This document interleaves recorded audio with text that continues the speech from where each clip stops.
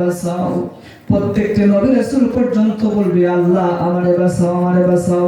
শুধু আমার নবী রাহমাতুল লিল আলামিন বলবে রব্বি হাবলি উম্মতি, রব্বি হাবলি উম্মতি, রব্বি হাবলি উম্মতি। আল্লাহ আমার উম্মতকে বাঁচাও, আমার উম্মতকে বাঁচাও। সুবহানাল্লাহ।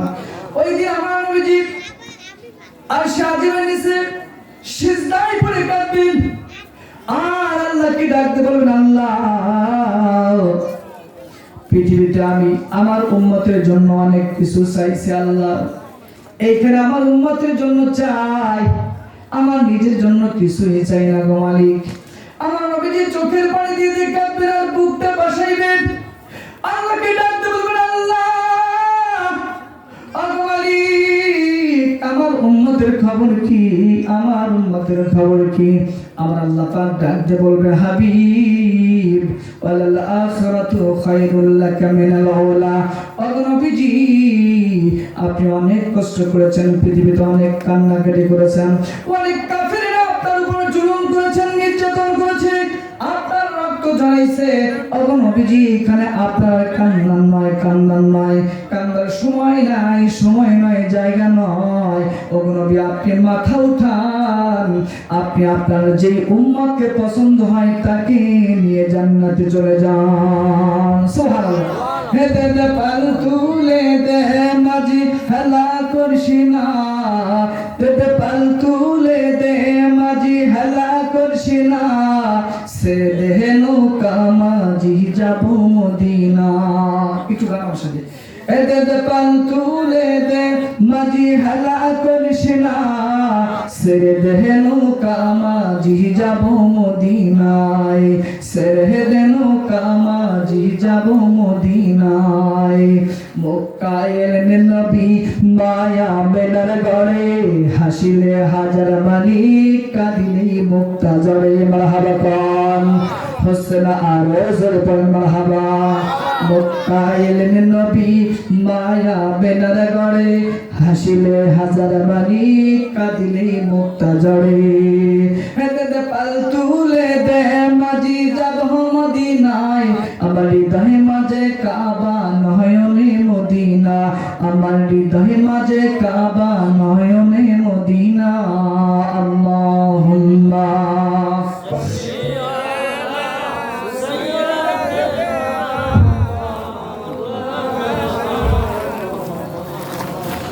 وعلى علي سيدنا।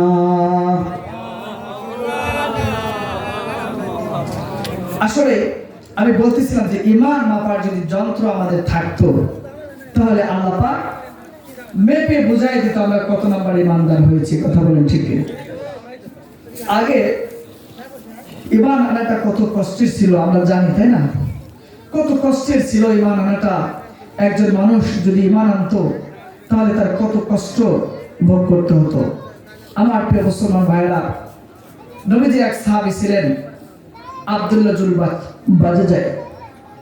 নবীজি এক সাহাবী আব্দুল্লাহ জুল বাজাজাই, যুবক মানুষ, এতিম মানুষ, যখন নবীজির দরবারে গিয়ে মুসলমান হয়ে গেলেন, মুসলমান হয়ে যাওয়ার পরে কয়েকদিন পরে যখন চাচার বাড়িতে চলে আসলেন, চাচা ডাক দিয়ে বলতেছেন আব্দুল্লাহ জুল বাজাজাই, আমি শুনেছি তুমি নাকি মুহাম্মাদের কাছে গিয়ে মুসলমান হয়েছ। আব্দুল্লাহ জুল বাজাজাই ডাক দিয়ে বললেন চাচা হ্যাঁ আমি মুহাম্মদ সাল্লাল্লাহু আলাইহি ওয়াসাল্লামের কাছে গিয়ে মুসলমান হয়েছি।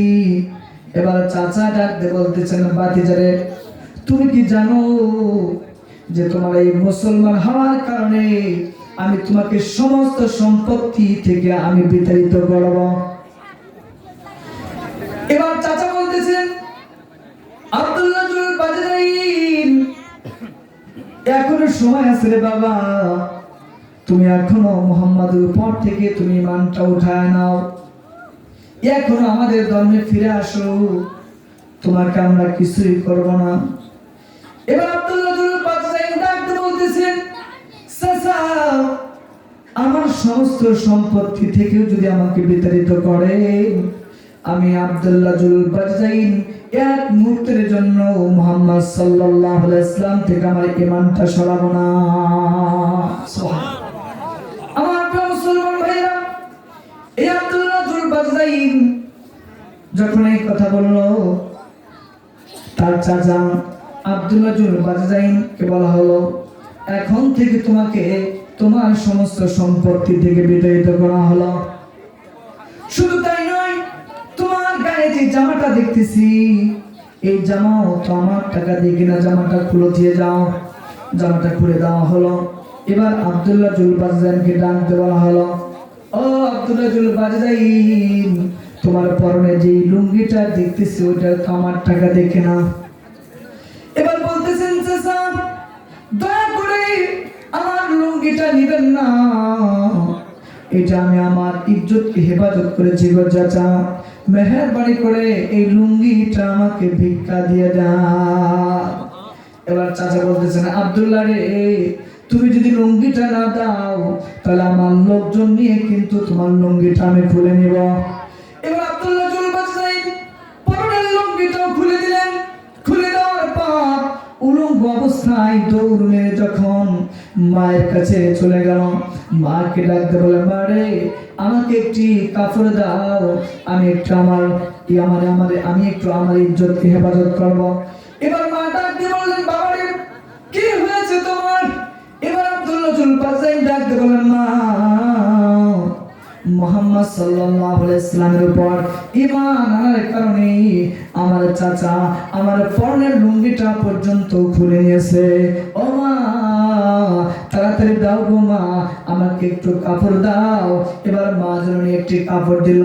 এই কাপড়টা দুই ভাগ করে আব্দুল্লাহ জুল বাজজাইন এক খণ্ড দিয়ে নিজের ইজ্জতকে হেফাজত করলেন, আর এক খণ্ড গায়ে দিলেন। এবার মা ডাকতে বলতেছিলেন, বাবা রে, তুমি যেহেতু অন্য ধর্ম গ্রহণ করেছ, তোমার সাথে তো আর আমাদের সম্পর্ক থাকতে পারে না। এবার আব্দুল্লাহ জুল বাজজাইন ডাকতে বলতেছেন, মা, আমি চেয়েছিলাম মা, পৃথিবীর সবাই যদি আমাকে তাড়িয়ে দেয়, মা আমাকে তাড়িয়ে দিবে না। ও মা, তুমিও এই কথা বললে গো মা। এবার মা বলতেছেন, বাবা, তোমার সাথে আর আমাদের কোনো সম্পর্ক নাই। এবার আব্দুল্লাহ জুল বাজজাইন মায়ের কাছ থেকে বিদায় নিলেন। মাকে বললেন, মা, এইখানে আর দেখা হবে না মা, দেখা হবে কিয়ামতের ময়দানে। আব্দুল্লাহ জুল বাজজাইন মদিনার দিকে রওনা করলেন। আমার নবীর দরবারে যখন চলে গেলেন, নবীকে ডাকতে বললেন, ইয়া রাসূলুল্লাহ, ইয়া হাবিবাল্লাহ, ঈমান আনার কারণে আমার চাচা আমাকে সমস্ত সম্পত্তি থেকে বিতাড়িত করেছে। শুধু তাই নয়, আমার পরনের লুঙ্গিটা পর্যন্ত খুলে নিয়েছেন। ইয়া রাসূলুল্লাহ, ইয়া হাবিবাল্লাহ, আমার নবী ডাকতে বলতেছেন, আব্দুল্লাহ রে, তোমার চিন্তা নাই, আমি নবীজি আমার নিজের জুব্বা আমি তোমার গায়ে পরিয়ে দিলাম। সুবহানাল্লাহ। এই আব্দুল্লাহ জুল বাজজাইন যখন মধুর সুরে কোরআন তেলাওয়াত করতেছেন মসজিদে নববীতে, এদিকে নবীজির সাহাবা আজমাইন বললেন, এত জোরে কোরআন তেলাওয়াত, এত জোরে কোরআন তেলাওয়াত, যাও রাসূল সাল্লাল্লাহু আলাইহি ওয়াসাল্লামের কানে দিতে হবে, সেজন্য আস্তে আস্তে কোরআনুল কারীম তেলাওয়াত করে।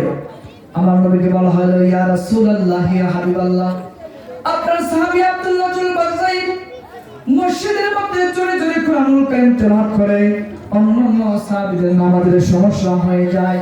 আমার নবী ডাকতে বললেন, না রে না, আব্দুল্লাহ জুল বাজজাইনকে জোরে জোরে কোরআনুল কারীম তেলাওয়াত করতে দাও। তার কারণ হলো ইসলাম গ্রহণ করতে গিয়া তার সমস্ত কিছু হারাইছে, সে কোরআনের স্বাদ পায়, আর এই জন্য জোরে জোরে কোরআন তেলাওয়াত করে। সুবহানাল্লাহ। আমার প্রিয় মুসলমান